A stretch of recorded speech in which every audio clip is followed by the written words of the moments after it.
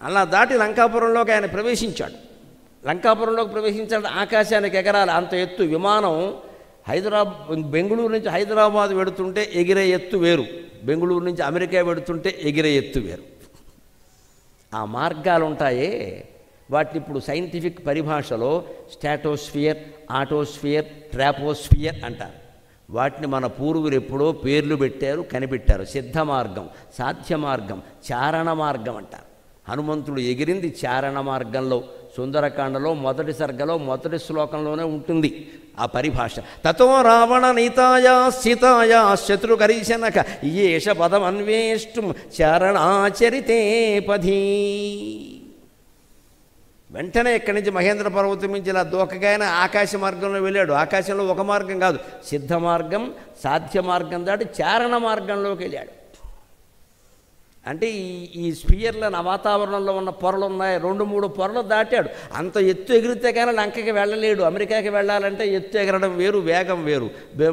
హైదరాబాద్ వెళ్ళాలంటే వేగం వేరు, ఎత్తు వేరు, తేడా ఉంటుంది కదా. లోకల్ స్టేషన్ వేరు, అమెరికా వేరు. 12,000కు పైగా ఉండే మైళ్ళు వెళ్ళాలంటే అంత ఎత్తులోకి వెళ్ళిపోవాలి ముందు అక్కడ. అప్పుడు దూరం తగ్గిపోతుంది, ఏరోనాటిక్ మైల్స్ అంటారు కదా, తగ్గిపోతుంది. అలాగే ఆయన చారణాచరితే పది. తతో రావణనీతాయ సీతాయ శత్రుకరీశనక.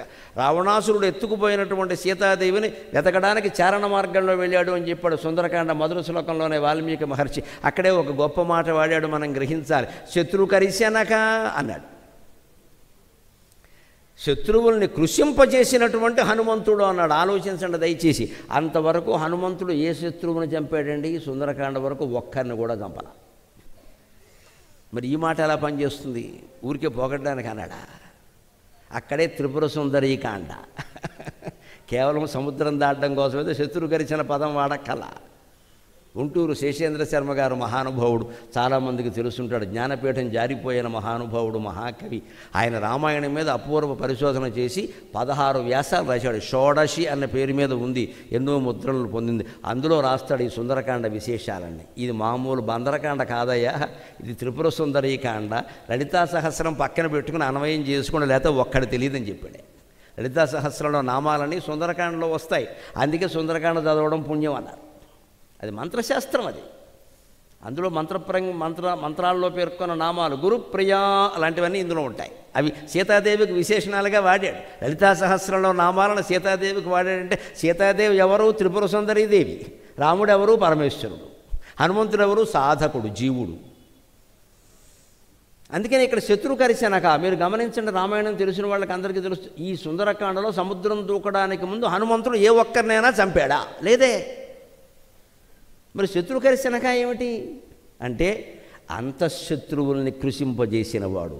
లోపల శత్రువుల్ని గెలవాలి, బయట శత్రువుల్ని కాదు. ఇక్కడ అమ్మవారి సాక్షాత్కారం కావాలంటే లోపల శత్రువులమ్మ కామం, క్రోధం, లోభం, మోహం, మదం, మాత్సర్యం, వీటిని గెలవాలి. అంతఃశత్రుకరిశనక అది ధ్వని.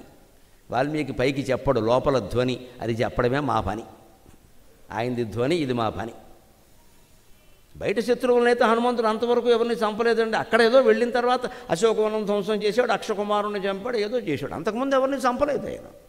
వాలిని కూడా ఏం ముట్టుకోలేదు ఆయన. మరి శత్రుకరిశనక ఎలా సరిపోతుంది? అంతఃశత్రుకరిశనక. సముద్రం దూకడానికైతే ఏవో యంత్రాలు ఉంటాయి, నీ శక్తి ఉంటుందయ్యా. సంసార సాగరాన్ని దాటాలంటే అంతఃశత్రువులను జయించాలని ఆయన, బయట శత్రువుల్ని కాదు. ఇక్కడ ముందు కోరికలు, తర్వాత కోరిక తీరకపోతే వచ్చేది క్రోధం. ఆ కోరిక నాకే తీరాలి అనుకోవడం లోభం. ఆ కోరిక తీరకపోతే నేను ఉండలేను అనుకోవడం మోహం. ఆ కోరిక తీరింది అని గర్వించడం మదం. ఆ కోరిక నాకు తీరకుండా ఇంకోటికి తీరింది అని అసూయపడ్డం మాత్సర్యం. వెరసి అన్నిటికీ కోరికే మూలం, కోరికే మూలం. ఆ కోరికల్ని జయించాలి. ఇక చాలు, బతికింది చాలు, సంపాదించింది చాలు, వచ్చిన పేరు చాలు, ప్రతిష్ఠ చాలు, ఏం వద్దు. ఇలా ప్రశాంతంగా వెళ్ళిపోతే చాలు జీవితం. జపం చేసుకునే అవకాశం ఉంటే చాలు, ఇంకేం వద్దు. భగవంతుడి ముందు నిలబడి చిత్తశుద్ధిగా ప్రార్థన చేసే అవకాశం ఉంటే చాలు, అది ఒక్కటే కోరిక, ఇంకేం అక్కర్లేదు.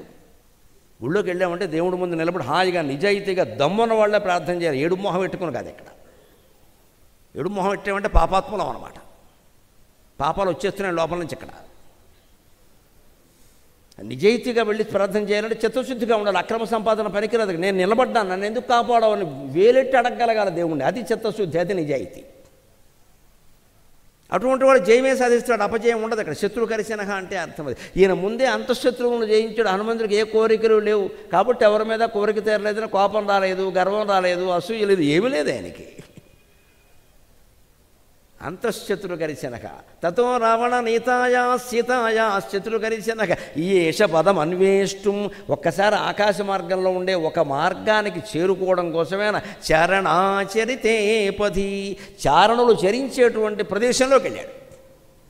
ఆ సమయంలో ఆయనకు ఒక ఆటంకం వచ్చింది. సరిగ్గా కార్యసాధకుడు అని ఎందుకు అంటున్నామంటే ఏదైనా పెద్ద కార్యక్రమం లేదా పని, ఒక వివాహం ఏదైనా తలపెట్టినప్పుడు మనకు అనేక ఆటంకాలు వస్తాయి. అందులో ఆటంకాలు ఎలా ఉంటాయి? 3 రకాలుగా ఉంటాయి. సాత్వికాటంకం, రాజసాటంకం, తామసాటంకం. సాత్వికాటంకం అంటే మన బంధువులు మన మేలుకోలేవరే చేదస్థం ద్వారా చంపుకు తింటారు మన, అదే సాత్వికాటంకం. చేదస్థం పని జరగనివ్వరు ముందుకి. అది ఎలా పెట్టావు, ఇది ఎలా పెట్టావు, అదిగో మడిబట్ట కట్టుకుని ఇలా ఉన్నావు, అది ముట్టుకోకూడదు, ఇది పట్టు, ఏం చేయమంటావు, పని వాళ్ళ వద్దా. శుభ్రత కోసం ఉండాలి మడి ఆచారం, చేదస్థం పెంచుకోకూడదు. ఇక్కడ తడి బట్టతో వంట ఉండమని ఏ శాస్త్రం చెప్పలేదండి. తడిపి ఆరేసిన బట్టతో ఉండమన్నారు. లేకపోతే ఏం చేస్తారు, రాత్రి పడుకుని దొలిన బట్టలతోనే వంట వండితే ఎలా ఉంటుందమ్మా. అందుకని తడిపి ఆరేసిన బట్ట అంటే కొంతమందిని చూస్తాం విచిత్రంగా. ఆ వంట అయ్యే వరకు తడి బట్టలే, ఇల్లంతా తడే. పైగా మధ్యలో డోర్ మ్యాట్ ఎక్కడా ఉండకూడదు. వీళ్ళు మడికి దానికి ఏంటో అర్థం లేని మాట. డోర్ మ్యాట్ లేకుండా ఎలా బతుకుతావు? కాళ్ళు తుడుచుకోవాలో వద్దా? ప్రతి గది దగ్గర కాలి పీచు ఉండాలి, ప్రతి గది దగ్గర. అది మడికి ఏ రకంగానూ ఆటంకం, అంత చాదస్తం పనికిరాదు. అయితే కాళ్ళకు పట్టిన దుమ్ము ఆ తడిలోనే తిరిగి ఆ బయటికి వెళ్ళొచ్చి ఆ దుమ్ము పట్టుకుని వంటింట్లోకి వెళ్ళిపోతావా? ఇది ఆచారమా? మళ్ళీ వచ్చి మనవరాలు ఎవరన్నా పక్కకు దీన్ని ఎవడు రమ్మన్నాడు ఇక్కడికి, నీకంటే అదే శుభ్రంగా ఉంది. ఈ ఆచారం పేరు మీద, చాదస్తం పేరు మీద అడ్డం చెబుతూ ఈ సాత్విక ఆటంకం ఇది. మా అమ్మ కాసేపు కూర్చో పక్కన చెప్పి సింగిల్ ఫిల్టర్ కాఫీ ఇచ్చేసి కూర్చోబెట్టారు. వాళ్ళకి ఏదో తెలిసని వాళ్ళకి ఇప్పటి వాళ్ళకి ఏమీ తెలియదు, ఇదో అజ్ఞానం. వాళ్ళ పద్ధతిలో వాళ్ళు చేస్తారు కదా, చేయనివ్వచ్చు కదా. అంత చాదస్తం ఎందుకు? అది ముట్టుకున్నారు, ఇది పట్టుకున్నారు. ఈ సాత్విక ఆటంకం. అలాగే రాజస్వ ఆటంకం, పోటీ పడతారు మనతో కొంతమంది. రజోగుణం, కోరికలు, అసూయలు, ద్వేషాలతో మనకు ఆటంకం కల్పిస్తారు, కావాలనే కల్పిస్తారు, మనతో పోటీ పడతారు. దాన్ని అలాగే జయించాలి. 3వ తామసాటంకం, కావాలనే మన ప్రయోజనాలు చెడగొడతారు, హింసాత్మకమైన వాతావరణం సృష్టిస్తారు, భయపెట్టేస్తారు. అక్కడికి వెళ్ళకూడదు, ఏ బాబాయ్ కరోనా వెళ్ళిపోయి 3 ఏళ్ళు అయింది, ఎందుకు వచ్చిన గొడవ, ఏదో చెప్పేస్తాడు. ఇది తామసాటంకం. సరిగ్గా హనుమంతుడికి ఆ 3 వచ్చాయి. మొదటిది సాత్విక ఆటంకం, ససాగర జలం భిత్వా తథైవ అభ్యుచ్ఛ్రితస్తథా తథా ససాగర జలం భిత్వా బభూవ అత్యుచ్ఛ్రితస్తథా యథా జలధరం భిత్వా దీప్తరశ్మిర్దివాకరః. మొదటి ఆటంకం ఎలా వచ్చిందో వాల్మీకి చెబుతున్నాడు సుందరకాండలో. సాత్విక ఆటంకం అంటే మైనాకుడు, ఆయన హిమవంతుని కుమారుడు, పార్వతీదేవి కుమార్తె, మైనాకుడు కుమారుడు హిమవంతుడికి. పైగా ఈ మైనాకుడు పార్వతీదేవికి తమ్ముడు కాదు, అన్నగారు, ఆయనే ముందు పుట్టాడు. ఆయన సముద్రంలో ఉన్నాడు. ఎందుకున్నాడు? పర్వతాలు బాగా విపరీతంగా పెరిగిపోతూ ఉంటే ఇంద్రుడు వజ్రాయుధంతో పర్వతాల రెక్కలు ఖండించాడు అన్నారు. రెక్కలు అంటే సైంటిఫిక్ ఆలోచన చేయాలి. పర్వతాలకి రెక్కలు ఉండవు, అంత మూర్ఖులు కాదు మన పురాణకర్తలు. ఒకప్పుడు పర్వతాలకి రెక్కలు ఉండేవి, అది వీరి వ్యాఖ్యానం, ఎప్పుడూ ఉండవు. పర్వతాలకి రెక్కలంటే శిఖరాలమ్మ. ఇంద్రుడు అంటే వజ్రాయుధం, వజ్రాయుధం అంటే పిడుగుపాటు. అశని, ఇప్పటికి చూడండి, పిడుగు పడితే అశనిపాతం అంటారు. అశని అంటే పిడుగు. పిడుగు పడింది అనుకోండి, ఎక్కడ పడుతుంది పిడుగు? ఎప్పుడూనండి మన ఇప్పుడు సభాస్థలంలో పిడుగు పడదండి, కంగారు పడకండి. తాడి చెట్టు మీద పడుతుంది, ఎలక్ట్రిక్ స్తంభం మీద పడుతుంది, గమనించండి. ఎత్తైన చోట పడుతుంది, పర్వత శిఖరం మీద పడుతుంది. అందుకే బాగా వర్షం కురిసే సమయంలో పిడుగులు పడే అవకాశం ఉన్న చోట మనం బయటికి వెళ్ళకూడదు అంటారు. వీడు తాడి చెట్టు కింద నిలబడ్డాడు అనుకో, అయిపోతాడు. ఆ పిడుగు వెండెత్తిమి పడుతుంది ఎత్తైన చోట. అందుకే పర్వత శిఖరాల మీదే పిడుగు పడుతుంది. పడినప్పుడు ఏమవుతుంది? ఆ శిఖరం కట్ అయిపోతుంది, ముక్క అయిపోతుంది. అదే పిడుగు పర్వత శిఖరాన్ని ఖండిస్తుంది. కాబట్టి ఇంద్రుడు వజ్రాయుధంతో పర్వత శిఖరాలు ఖండించాడని పురాణ కథ రూపంలో చెప్పారు. అందుకే ఇంద్రుడు అని ఒక వ్యక్తి ఉండి సినిమా యాక్టర్ లాగా ఒక కత్తి పట్టుకుని నరకడు, అలా జరగదు. అది శాస్త్రీయమైన విజ్ఞానాన్ని పురాణ కథల రూపంలో అందించిన ఏకైక జాతి భారత జాతి, ఏకైక ధర్మం హిందూ ధర్మం. అంచేది మన పురాణాలు అనొద్దండి, చాలా తప్పుడు మాట. పురాణ విజ్ఞానం అది విజ్ఞానం, అది అజ్ఞానం కాదు. కథ రూపంలో చెప్తారు. కథ వెనకాల ఉండే తత్వం నువ్వు అర్థం చేసుకోవాలి, కానీ కథ అనుకుంటే ఎలాగా? ఒక శాస్త్రీయ పరిణామం అది. పిడుగుపడ్డం, పర్వత శిఖరం కూలిపోవడం, దాన్ని కథ రూపంలో చెప్పారు. కథ సరదాగానే గుర్తుండాలి కదా, గుర్తుండాలంటే కథ చెప్పాలిగా. ఆ పర్వతాలు ఖండించినప్పుడు హిమవంతుడు రెక్కలు కూడా ఖండించాడు, హిమవత్ శిఖరాలు కూడా పడ్డాయి. ఈ మైనాకుడు కొడుకు కదా, తండ్రికి అన్యాయం జరుగుతుంటే అక్కడ ఉండి ఎదుర్కోవాలి వద్ద, వీడి స్వార్థపరుడు భయపడి పారిపోయాడు. నన్ను కూడా ఖండించేస్తాడేమో అని పారిపోయాడు. ఆ పారిపోయేటప్పుడు వారుగాలి వీసింది, అందుకని మైనాకుడు పర్వత సముద్రంలో పడ్డాడు. అందుకని మైనాకుడికి మనస్సులో ఉండిపోయింది, వాయుదేవుడు నాకు ఉపకారం చేశాడు, వాయుదేవుడు నాకు ఉపకారం చేశాడు. వాలుగాలి వీచింది, ఎదురుగాలి వీచి బెంగళూరులో లాగా ట్రాఫిక్ జామ్ వచ్చుంటే నేను వెళ్ళలేకపోయేవాడిని అని వాయుదేవుడి మీద కృతజ్ఞత పెంచుకున్నాడు. వాయువుకు ఆయన ఏం ఉపకారం చేయలేడు కాబట్టి వాయువు కుమారుడైన హనుమంతుడికి ఉపకారం చేద్దామని పైకి వచ్చి హాయిగా విశ్రాంతి తీసుకోవయ్యా అన్నాడు. అది రామాయణం. కృతజ్ఞత కృతజ్ఞత కృతజ్ఞత. 24,000 శ్లోకాల రామాయణాన్ని సంక్షిప్తంగా ఒక్క మాటలో చెప్పవయ్యా అంటే కృతజ్ఞత అని ఒక్క మాటలో చెప్పచ్చు, ఇంకేమక్కర్లా. అంతే రామాయణం అంతా. జటాయువు కృతజ్ఞత, రాముడి కృతజ్ఞత, సుగ్రీవుడు కృతజ్ఞత, లక్ష్మణుడి కృతజ్ఞత, హనుమంతుడి కృతజ్ఞత, మైనాకుడు కృతజ్ఞత. సీత కూడా తిరిగి వచ్చేటప్పుడు ఆవిడ ఏ దేవతలకు ఏ మొక్కుబళ్ళు ఇచ్చిందో అన్ని మొక్కుబళ్ళు చెల్లించి వచ్చిందండి. మొత్తం పట్టేసింది రాముడిని. ఇక్కడ ఊళ్ళోకి వెళ్ళాల్సిందే, కొబ్బరికాయ కొట్టాల్సిందే, నేను ఇక్కడ రవికలు కూడా ఎత్తానని మొక్కున్నాను, తప్పదు కూర్చో అని చెప్పి. మరి మొక్కేవు కదా, సీత చేసింది అవన్నీ. కృతజ్ఞత. నాకు ఉపయోగపడ్డారు దేవతలు, నేను మొక్కిన మొక్కు తీర్చాలి కదా, ఆలస్యమైనా సరే అని చెప్పి కృతజ్ఞత. రామాయణం మొత్తం సారం ఒక్క మాటలో చెప్పాలంటే కృతజ్ఞత. అందుకే మైనాకుడు కృతజ్ఞతే. మీ నాన్నగారికి ఉపకారం చేయలేకపోయాను, నేను నీకైనా చేస్తానయ్యా అని ఒక్కసారిగా పైకి వచ్చి, హనుమా విశ్రాంతి తీసుకున్న పర్వత శిఖరాలు విశాలంగా ఉన్నాయి.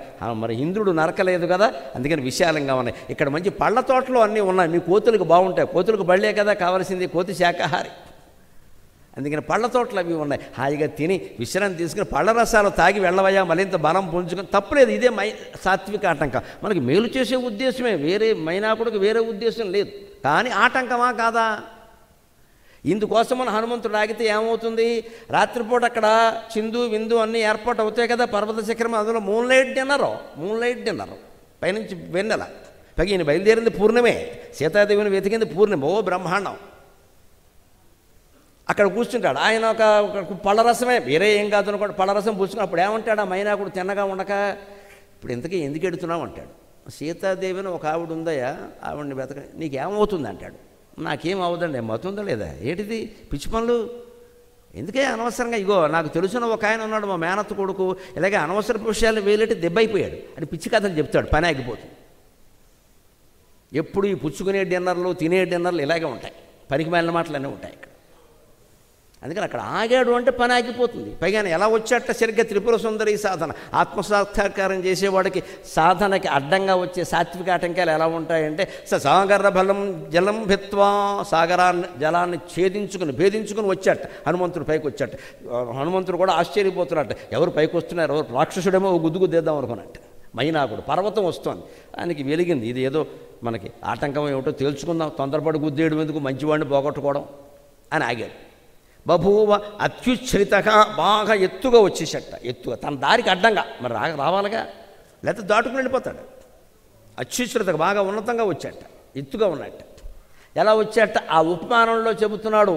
ఆధ్యాత్మిక సాధనలో కూడా ఇలాంటి ఆటంకాలు ఉంటాయి. యథా దీప్తరశ్మిర్దివాకరః యథా జలధరైం భిత్వా దీప్తరశ్మిర్దివాకరః. మేఘాలని ఛేదించుకుని సూర్యుడు మళ్ళీ కనిపించినట్టుగా సముద్ర జలాలను ఛేదించుకుని మైనాకుడు పైకి వచ్చేట. అంటే ఆధ్యాత్మిక సాధనలో ఉండగా మనకి సాత్విక ఆటంకాలు ఎలా వస్తాయి అంటే, సూర్యుడిని మబ్బులు కమ్మేసినట్టుగా వస్తాయి. కొందరు వచ్చి మబ్బు మాటలు చెబుతూ ఉంటారు. అంతంత చేయకూడదు, అంత దీక్షలు పనికిరావు, అంతకాలం పనికిరాదు, ఏదో ఏం పనికిరాదమ్మా, అంతకంటే పనికొచ్చే దేవుడు చెప్పిక్కడ. వాడు జపం చేస్తున్నాడు, చేసుకోనివ్వరాదా? ఈ వయసులో జపం ఏమిటి, ఏం చేయాలి, వ్యాపారం చేయాలా? ఇవే సాత్విక ఆటంకాలు. ఇంట్లో వాళ్ళే చేస్తారు ఈ పనులు. లేకపోతే సులభమైన ఉపాయాలు చెబుతారు ఇక్కడ. ఎప్పుడు జ్ఞాన మార్గం అనేది ఎలా ఉంటుందంటే కఠినమండి, మనకి నచ్చదు. ఎందుకో తెలుసా? జ్ఞానాన్ని సులభంగా పొందే మార్గాల్లో చెప్పే వాళ్ళకి ప్రచారం ఎక్కువ వస్తుంది. జ్ఞానాన్ని సులభంగా పొందే మార్గాలు చెప్పే వాళ్ళకి ప్రచారం ఎక్కువ వస్తుంది. సులభ మార్గమే జ్ఞానం అనేవాడికి ఇంకా ఎక్కువ ప్రచారం వచ్చేస్తుంది. వీరు ఇంత వెనక్కలేదండి, ఏమి సాధన అక్కర్లేదండి. ఒక్కసారి ఆ పుణ్యక్షేత్రానికి వెళ్ళి ఆ శిఖరాన్ని అలా ఒక్కసారి చూస్తే చాలు. ఏమవుతుంది చూస్తే? కళ్ళు వాసిపోతాయి, ఎంతకంటే ఏం కాదు ఇక్కడ. అలా రాదండి ఎక్కడ. ఇదే సులభ మార్గం అంటే, ఇదే అజ్ఞానం. జ్ఞానం ఎప్పుడూ సులభంగా సాధ్యం కాదు. కానీ సులభ మార్గాలు చెప్పేవాళ్ళు మనం ఇష్టపడతాం, ఎందుకంటే కష్టపడలేక. కొన్నాళ్ళకి ఆ సులభ మార్గమే జ్ఞానం అనుకుని అలవాటు పడితే అసలే కష్టపడడం మానేస్తాం, అజ్ఞానంలో పడిపోతాం. అందుకని యథా జలధరం భిత్వా దీప్తరశ్మిర్దివాకరక, తనని అడ్డుకున్నటువంటి మబ్బులన్నీ ఛేదించుకుని సూర్యుడు మళ్ళీ కనిపించినట్టుగా మైనాకుడు సముద్ర జలాలను ఛేదించుకుని పైకి వచ్చాట. అంటే ఈయనకి వచ్చిన ఆటంకం ఎలాంటిదంటే ఒక మబ్బు లాంటిది, దీన్ని పక్కనెట్టేస్తే అయిపోయింది. దాంతో తగాదా వద్దు. మనకి బంధువులు మిత్రులు ఎవరైనా మన ఆధ్యాత్మిక సాధనకు అడ్డంగా మాట్లాడితే, పోన్లే పిన్ని నువ్వు కాబట్టి చెప్పావు, ఎవరైతే చెప్తారో కొంచెం తగ్గిస్తానులే అని చెప్పి ఆవిడ వెళ్ళిపోయాక మళ్ళీ పెంచేయండి, ఏం పర్వాలేదు, ప్రమాదం ఏం కాదు. ఇది వాళ్ళ మాటలు విని మనం తగ్గించి మళ్ళీ సంసార వ్యామోహంలో పడ్డామంటే ఎప్పటికీ తేరుకోలేము ఇక్కడ. అసలు ఆధ్యాత్మిక సాధన చేద్దామనే ఆలోచన రావడమే జన్మజన్మల సుకృతం. మళ్ళీ దానికి ఎవడో ఆటంకం ఏంటండి? అందుకే చెప్పాడు ఇక్కడ. అంతకంటే ముందుకు వెళ్ళాడు. ఇప్పుడు రాజస ఆటంకం. ఒక జంతువు పైకి వచ్చింది సముద్రంలోంచి, అడ్డంగా వచ్చింది, సురస దాని పేరు. అది ఇలా నోరు తెరిచింది. ఏదో చూశాడు, ఇదేమిటి రా మింగేద్దామనే, ఏం మింగుతావు అని.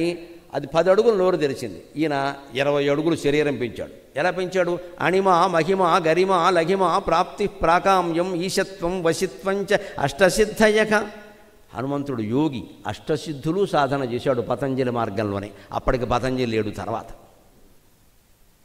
ఆయన యోగ సాధన, అపూర్వమైన యోగ సాధన. అణిమ అంటే తగ్గిపోవడం, మహిమ అంటే బాగా లావుగా అవ్వడం, గరిమ బాగా బరువుగా అయిపోవడం, జవుడు మొయ్యలేనట్టుగా 500 కేజీలు బరువు పెరిగిపోవడం ఒక్కసారే.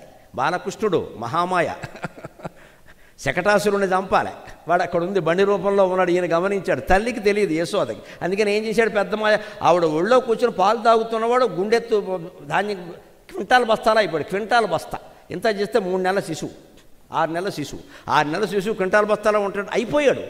యశోద కూడా భరించలేక అంత బరువు ఉన్నాడంటే దృష్టి తగులుతుందని, ఏమిటో పిల్లాడిని మొయ్యలేకపోతున్నాను అని అక్కడ పెట్టి వెళ్ళింది. అది కావాలి ఆయనకి, పెట్టి వెళ్ళడం కావాలి. ఆవిడ లోపలికి వెళ్ళింది. ఆవిడ లోపలికి వెళ్ళి వచ్చేలోగా ఇక్కడి నుంచి డేక్కుంటూ పాక్కుంటూ బండి కిందకి వెళ్ళి ఒక తాపు తన్నాడు. బండి